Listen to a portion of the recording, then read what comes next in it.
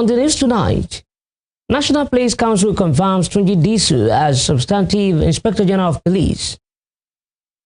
Chief Judge of the Federal High Court, John So, to appear before Code of Conduct Bureau over allegations concerning his asset declaration. Federal government approves 4 billion naira each for 12 selected universities of engineering and technology. On the foreign scene, new Iranian strikes reported in Qatar and Saudi Arabia as Israeli attacks in Beirut and southern Lebanon kill at least 31 people. Good evening, this is News at 7 on Western Spring Television. My name is Okoyemuni. The National Police Council has confirmed Olatunji Disu as the Substantive Inspector General of Police. His name is now to be sent to the Senate for screening.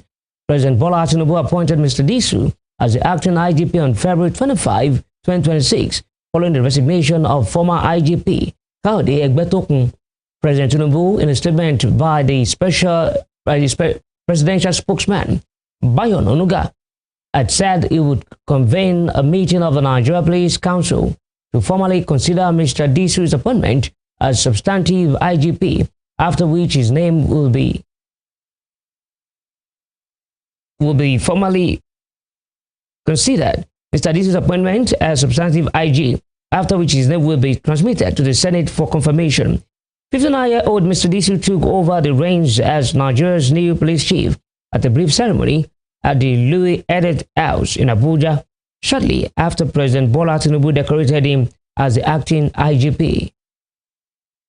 Went through his records, his performance in office, and the recommendation, and the council was glad to approve the recommendation for him to be appointed the Inspector General of Police. The President has said that security is local. So what do you expect from him in view of the security challenges we have in the country? He has his work cut out for him, especially in this age of talks about state police. Now, the challenges are there. He's been through it. He did a major assignment with the Rapid Response in Lagos State and FCT, so he has a record to show. The Nigerian Air Force, under the Joint Task Force of Operation Adinkai, conducted an intelligence-driven air interdiction mission against terrorist elements in the UA general area of the Sambisa axis in Borno State. According to the service, the early morning operation followed confirmatory intelligence, surveillance, and reconnaissance by identified structures used as terrorist commanders' hideouts and logistics warehouses. A statement released today by the NAF spokesman, Air Commodore Ayman Ejodame, said post-strike assessments supported by intelligence sources confirmed the neutralization of several high-value operatives, including senior commanders and fighters coordinating activities within the theater. It said the strikes disrupted the terrorist command and control structure and degraded their logistics network, limiting their operational capacity in the area. Meanwhile, troops of the Joint Task Force in Gwazo, led by personnel of a 3 Brigade Nigerian Army, avoided an attempted cattle rustling incident in Kano State, recovering 257 livestock. The operation followed a distress call in the early hours of Sunday, reporting that bandits had rustled cattle from Menika village in Gwazo local government area. In a statement issued on Monday, Assistant Director of Army Public Relations, 3 Brigade, Major Babatunde Zubairu, said the troops swiftly deployed to a suspected bandit route and ambushed the fleeing rustlers at Dayi village. The army said the bandits suffered heavy casualties during the engagement. Operatives of the Akwa Ibom State Police Command have arrested one Joseph Mbake, a 36-year-old Cameroonian fisherman in Impanak village, Mbo local government area of the state, over alleged defilement of a 4-month-old minor. The command's public relations officer, DSP Tim Form John, in a statement issued in Uyo on Monday, said the suspect was arrested on Tuesday, 24th February 2025, after the mother, identified as Gift, raised the alarm of observing suspicious discharge from a private part while bathing her. The command spokesperson said after a careful interrogation of the victim, she alleged that she had been sexually abused by an adult male, while also stating she could identify the suspect if seen. She stated that the operatives immediately swung into action and expanded their surveillance within the neighborhood, leading to the arrest of the suspect and others, adding that an identification parade was subsequently conducted in accordance with laid-down procedures, during which the victim identified the suspect. Meanwhile, the command has strongly condemned all forms of sexual abuse, especially against minors, assuring the public of its unwavering commitment to protecting vulnerable members of the society. Here in Osun State, the International Federation of Female Lawyers, FIDA, has urged defenders of rape victims to ensure that suspects are prosecuted under the Violence Against Persons Prohibition (VAP) law. FIDA chairperson in Osun State, Mrs. Damilola Olabi, made the call during the quarterly meeting of the Adolescent and Young People's Health and Development Technical Working Group in Osogbo. She stressed the need for swift and decisive action in rape cases, as well as adequate sensitization. She also explained that the criminal code law downplays rape by limiting it to vaginal penetration, leaving several gray areas unaddressed.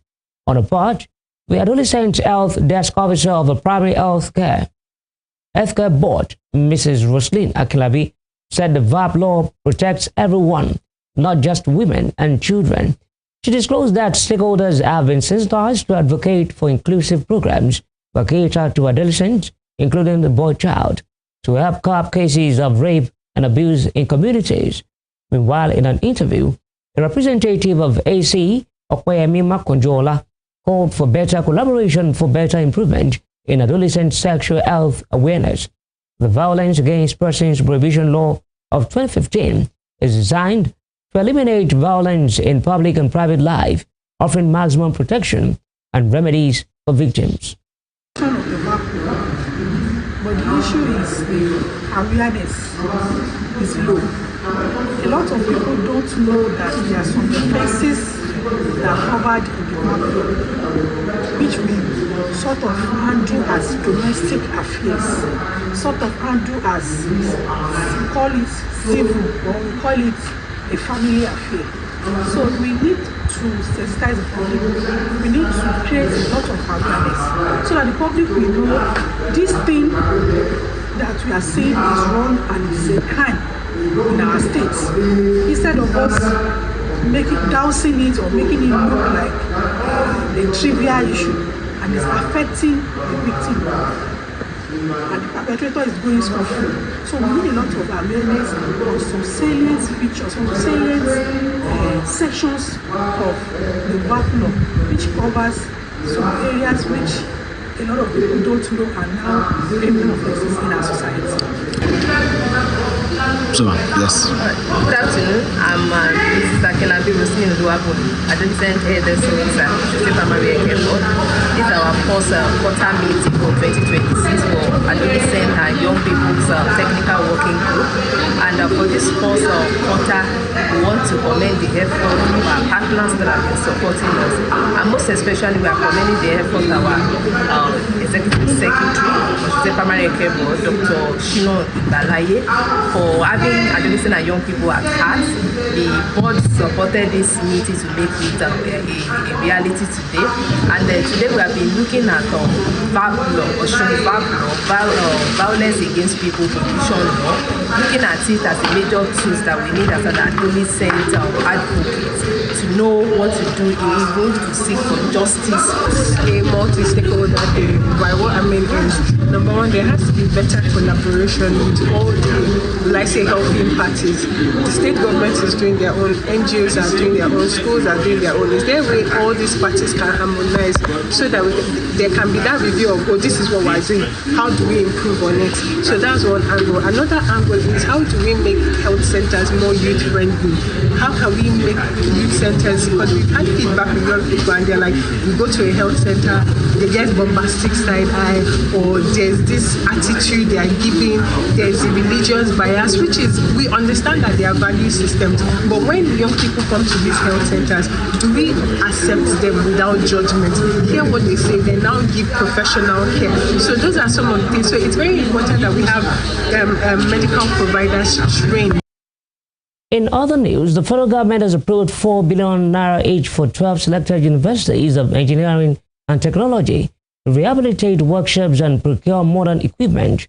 The Minister of Education, Dr. Tunji Disu, disclosed these on Monday at the inauguration of the Implementation Committee on Tertiary Education Trust Fund Special High Impact Intervention Projects in Abuja.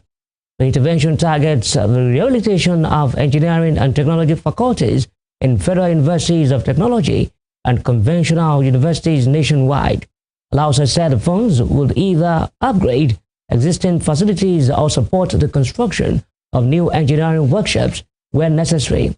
He explained that the initiative implemented through TED Fund is designed to strengthen practical training and bridge the gap between theory and industry requirements.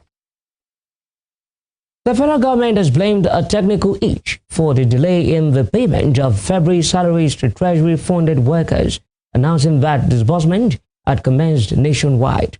In a statement issued in Abuja today, the Office of the Accountant General of the Federation said it had started paying affected workers after resolving the issue that disrupted the schedule. The clarification followed concerns among federal workers over the late payment of their February salaries, which are typically credited before the end of the month.